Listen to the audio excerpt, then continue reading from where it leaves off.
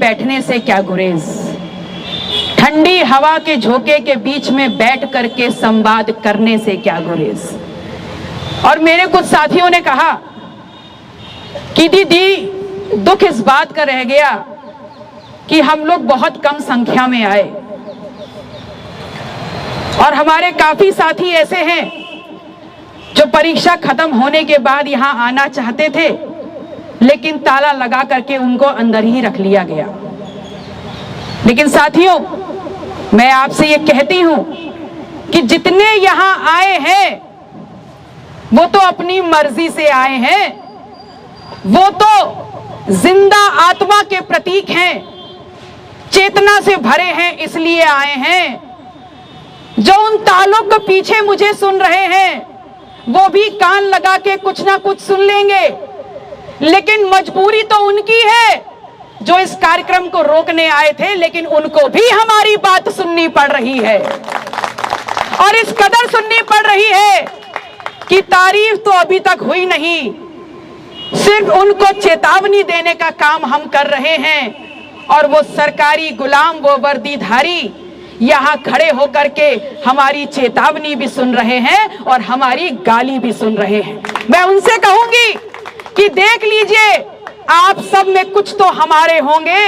हमारे अपने होंगे, जिनको यहां खड़े ये नौजवान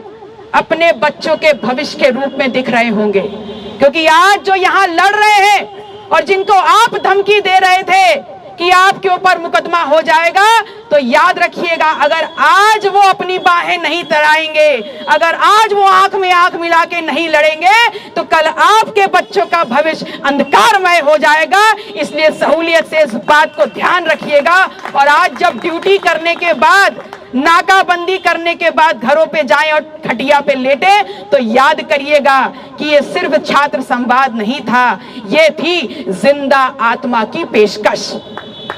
क्योंकि पानी की रौ में बहते हुए पानी के साथ जो बह जाते हैं वो मुर्दा कहलाते हैं, और जो उस निरंतर बहती हुई धारा में खड़े रह जाते हैं वो जिंदा औलाद कहलाते हैं, जिंदा आत्मा कहलाते हैं। मैं बहुत बहुत शुक्रगुजार हूं आप लोगों की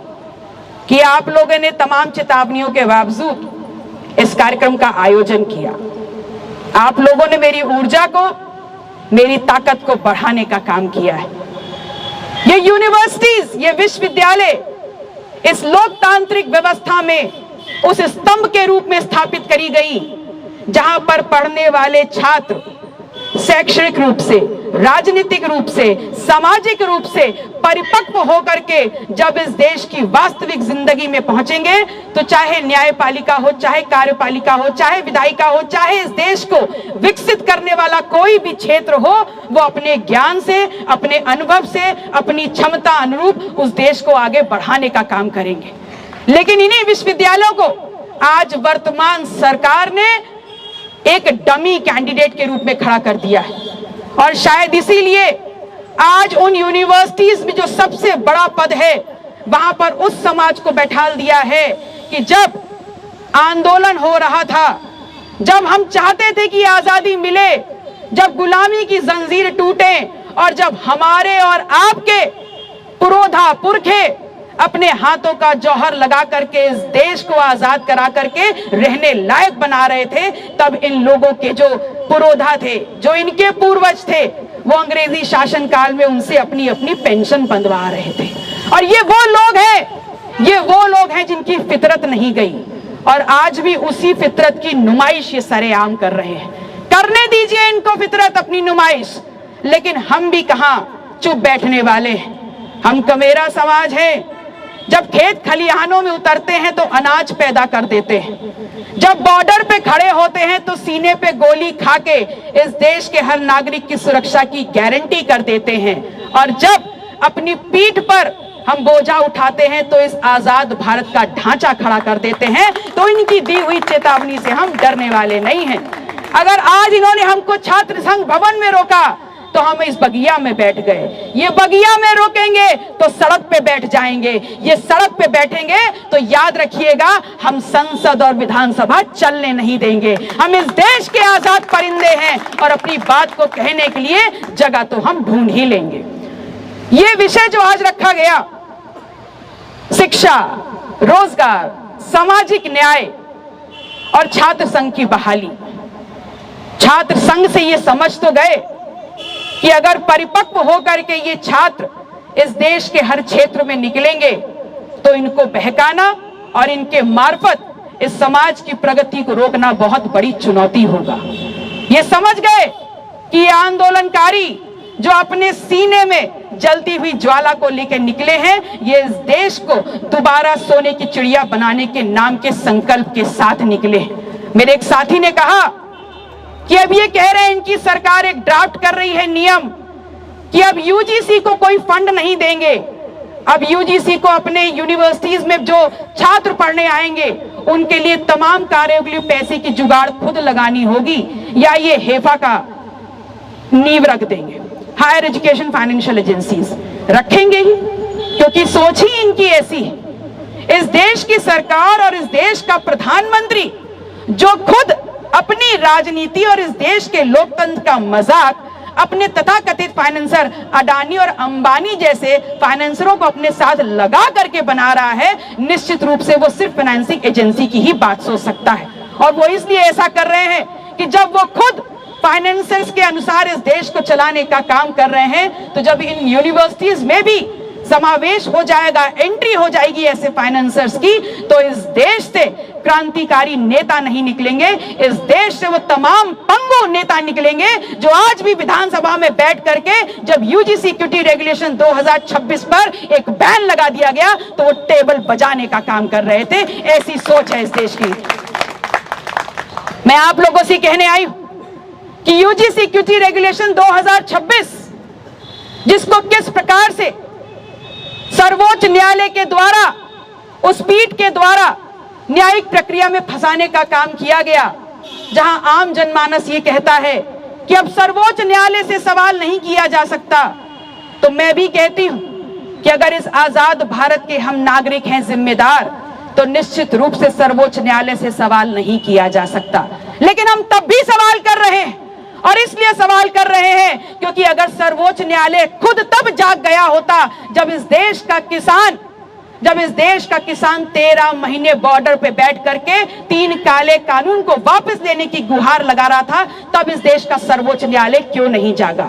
इस देश का सर्वोच्च न्यायालय ही कहता है ना कि आरक्षण 50% के ऊपर नहीं हो सकता, तो फिर कैसे इस सर्वोच्च न्यायालय ने 10% ईडब्ल्यूएस के ऊपर रातों रात मोहर लगा करके अपने दिए हुए वक्तव्य की भी धज्जियां उड़ाने की काम कर दिया, तो कैसे सर्वोच्च न्यायालय से हम सवाल ना पूछें। हमारा हक बनता है सर्वोच्च न्यायालय से सवाल पूछने का,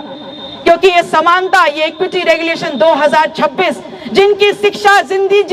जिंदगी और जिनके खिलाफ हो रहे जातिगत शोषण को रोकने के लिए नियम लाया गया था, और जिनके पूर्वजों ने, अगर इस देश की इमारत की अगर नींव आप खोद के देखेंगे तो जाने कितने क्रांतिकारी बहुजनों के निशान और नाम आपको मिल जाएंगे। उस नींव में उनके बच्चों के भविष्य को आज यहाँ पर तहस नहस करने के लिए इस इक्विटी रेगुलेशन को ना लागू होने पाए ऐसा आदेश पारित कर दिया।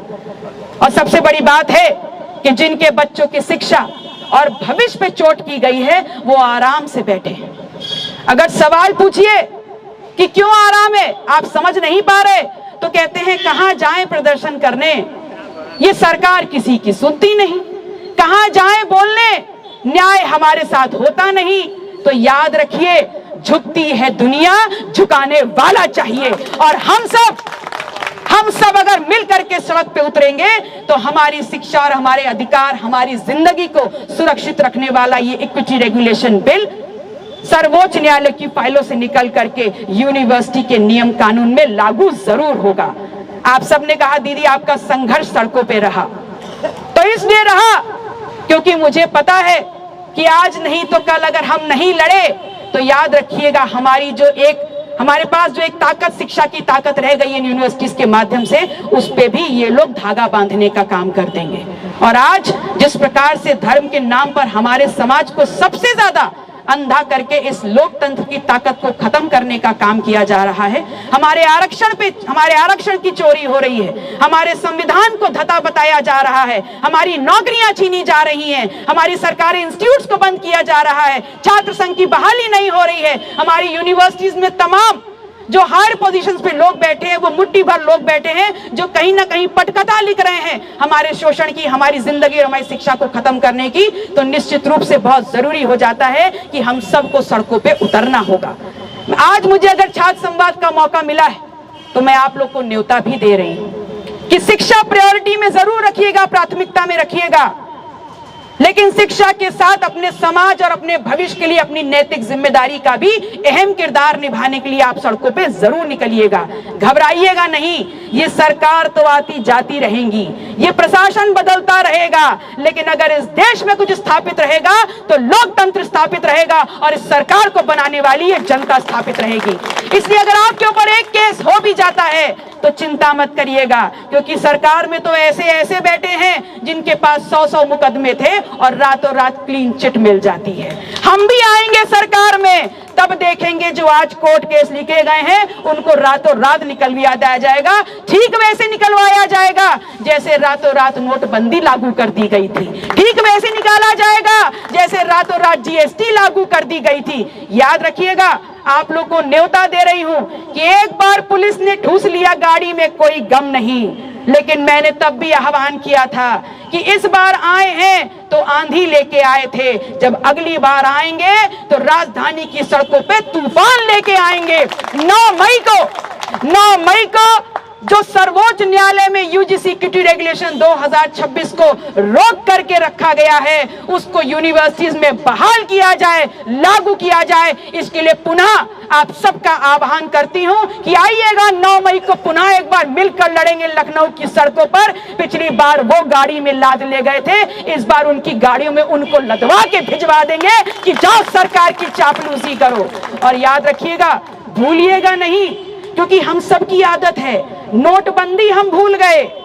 नोटबंदी से उठने वाली जो तकलीफें थी वो हम भूल गए, जीएसटी लागू होने के बाद जो परेशानियां हुई वो भूल गए, लॉकडाउन रातों रात लागू होने के बाद जो परेशानियां थी वो भूल गए। इस बार मत भूलिएगा कि छात्र संघ की बहाली नहीं हो रही है तो आप सब इसी कैंपस में क्या क्या झेल रहे हैं, कितने इंस्टीट्यूशनल मर्डर्स हो रहे हैं, कितने फोर्स ड्रॉप आउट्स हो रहे हैं और कितने ज्यादा अनैतिक काम आप सबको एनएफएस कर करा जा रहा है। इस बात को कभी मत भूलिएगा। अगर आप भूल गए तो आप अपनी आने